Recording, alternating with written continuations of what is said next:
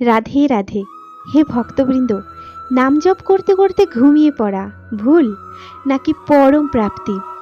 আমরা অনেকেই হয়তো এই পরিস্থিতির মুখোমুখি হয়েছি। হাতে জপমালা, মুখে ভগবানের নাম, কিন্তু জপ করতে করতেই কখন যে চোখের পাতা ভারী হয়ে এলো আর আমরা গভীর ঘুমে তলিয়ে গেলাম, তার টেরই পেলাম না।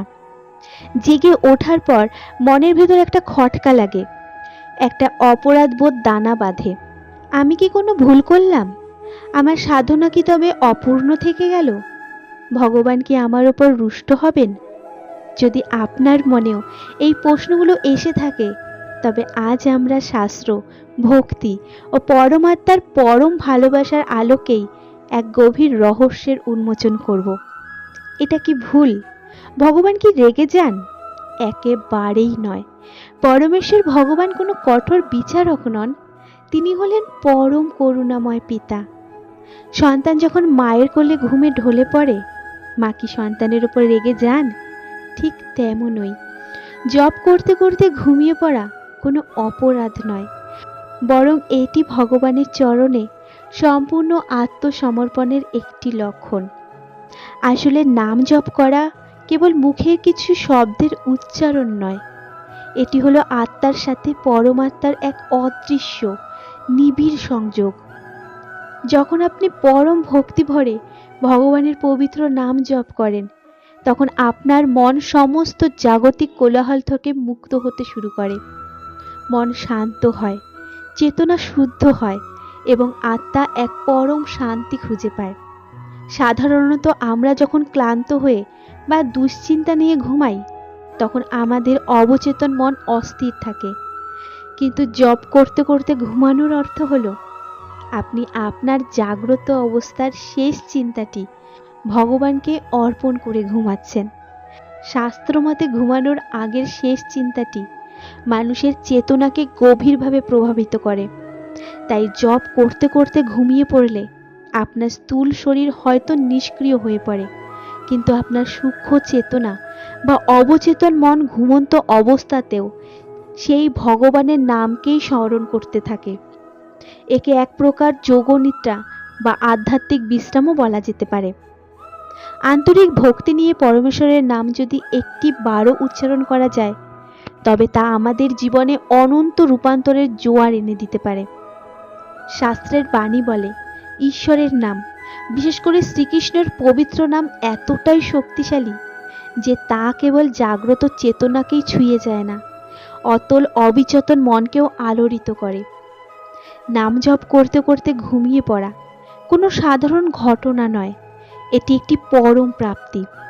এর অর্থ হলো আপনার চঞ্চল মন অবশেষে শান্ত হয়েছে, ভেতরের সব অস্থিরতা গলে গিয়ে আপনি ঈশ্বরের চরণে নিজেকে সঁপে দিয়েছেন। আমরা হয়তো ভাবি, ঘুমিয়ে পড়লে বুঝি জপের সুতো ছিঁড়ে গেল, কিন্তু এখানেই লুকিয়ে আছে আসল রহস্য। আমাদের দেহ মন ঘুমালেও অবচেতন মন জেগে থাকে। ঈশ্বরের নামের সেই স্বর্গীয় কম্পন তখনও আমাদের অস্তিত্বের গভীরে অনুরণিত হতে থাকে, আর আপনার ঘুমন্ত মনকে অলক্ষেই করে তোলে পরম পবিত্র। অনেক সাধু সন্ত বলেন, ঘুমের মধ্যেও যখন অজান্তে ঈশ্বরের নাম জপ চলতে থাকে, সেটাই হলো আসল ভক্তি। এটি প্রভুর এক বিশেষ কৃপা। আমরা অনেকেই নাম জপ করতে করতে ক্লান্ত হয়ে পড়ি, মন অন্যদিকে চলে যায়। কিন্তু জপ করতে করতে যদি আপনার অজান্তেই চোখ দুটো ঘুমে জড়িয়ে আসে, তবে জানবেন ঈশ্বর আপনাকে তার পরম স্নেহে নিজের কোলে টেনে নিচ্ছেন। আপনি বিলীন হচ্ছেন তার পরম আশ্রয়ে। এটি কোনো সাধারণ ঘুম নয়, এটি একটি গভীর ধ্যান। প্রথমে জপ, তারপর মন শান্ত হওয়া, তারপর তন্দ্রাচ্ছন্ন ভাব এবং সবশেষে এক পবিত্র ঘুম, যেখানে আপনার আত্মা ঈশ্বরের সান্নিধ্যে অবস্থান করে। তবে একটি কথা মনে রাখা জরুরি, অলসতা বা অবহেলার কারণে ইচ্ছে করে ঘুমিয়ে পড়া একেবারেই ঠিক নয়। আমাদের উদ্দেশ্য হতে হবে ভক্তিভরে নাম জপ করা। তারপর যদি স্বাভাবিকভাবে ঘুম চলে আসে, তবেই তা ঈশ্বরের আশীর্বাদ। ভাগবত পুরাণের একটি গভীর বার্তা আছে, যে ব্যক্তি জীবনের শেষ মুহূর্তে ঈশ্বরের নাম স্মরণ করতে পারে, সে মুক্তি লাভ করে।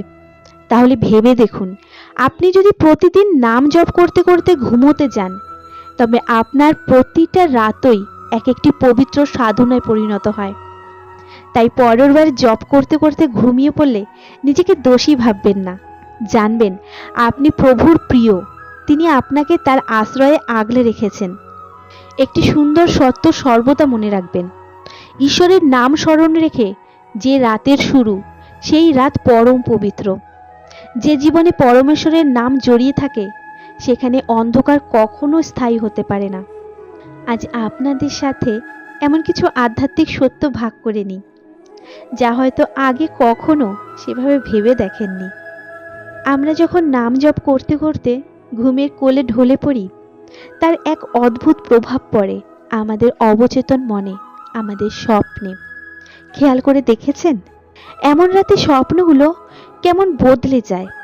কোনো অশান্তি বা ভয় সেখানে থাকে না, বরং এক অদ্ভুত দিব্য শান্তি আর পবিত্রতায় ভরে ওঠে চারপাশ। কারণ ঘুমানোর ঠিক আগের মুহূর্তের চেতনাটি কিন্তু আমাদের স্বপ্নের জগতের দরজা খুলে দেয়। যখন আপনি শ্রীকৃষ্ণের নাম নিয়ে চোখ জোড়েন, আপনার মন সেই পরম চিন্তায় মগ্ন থাকে। শাস্ত্রও বলে, যেমন ভাবনা তেমনই স্বপ্ন, আর যেমন স্বপ্ন তেমনই তো আমাদের জীবন। এই পবিত্র নাম আমাদের চারপাশে সমস্ত নেতিবাচক শক্তিকে দূরে রাখে। আমাদের এই দৃশ্যমান জগতের বাইরেও এক অদৃশ্য শক্তির খেলা রয়েছে। ভয়, উদ্বেগ, নেতিবাচকতা, এগুলো একটি শক্তি। কিন্তু ঈশ্বরের নাম, বিশেষ করে এই মহামন্ত্র হরে কৃষ্ণ কৃষ্ণ কৃষ্ণ হরে হরে, হরে রাম রাম রাম হরে হরে, এই দিব্য নামের কম্পন এতটাই শক্তিশালী ও পবিত্র যে তা সমস্ত কুলসতা আর নেতিবাচকতাকে কর্পূরের মতো উড়িয়ে দেয়। এটি আপনার চারিপাশে গড়ে তোলে এক অভেদ্য সুরক্ষা কবচ। সাধু সন্তরা বলেন, যেখানে ঈশ্বরের নাম বিরাজ করে সেখানে ভয়ের কোনো স্থান নেই।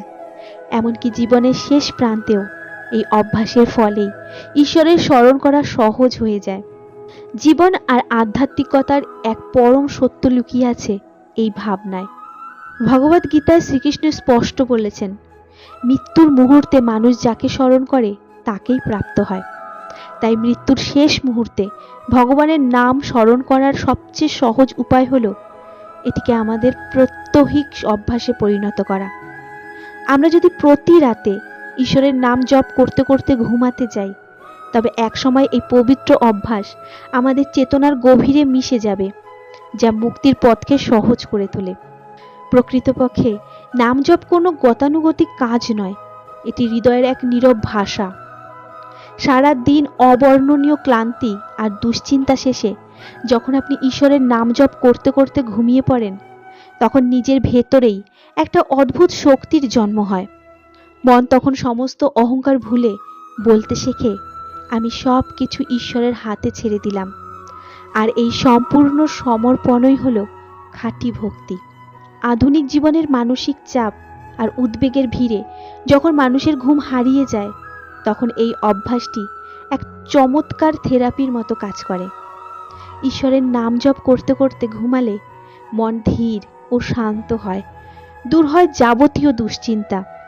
এটি আসলে একটি প্রাকৃতিক ধ্যান, যা কেবল শরীর ও মনকেই শান্ত করে না, বরং গভীর ও তৃপ্তিদায়ক ঘুমের মাধ্যমে আমাদের আত্মিক শান্তি দেয়। সারাদিনের ক্লান্তি আর দুশ্চিন্তাকে বিদায় জানিয়ে রাতটাকে পবিত্র করে তোলার এক জাদুকরী উপায় হলো রাতের নাম জপ। ঘুমানোর আগে 5 থেকে 10 মিনিট মোবাইল দূরে রেখে শান্ত হয়ে বসুন। মনকে নামের রসে ডুবিয়ে দিন। তারপর শুয়ে শুয়ে মনে মনে জপ করতে করতে ভালোবাসার সাথে ঘুমকে জড়িয়ে নিন। অনেক ভক্তের জীবনের গল্প এটাই। নামের ছোঁয়ায় রাতের অনিদ্রা আর দুশ্চিন্তা কেটে গিয়ে মন হালকা হয়ে যায়, আর সকালটা শুরু হয় এক স্বর্গীয় সতেজতায়।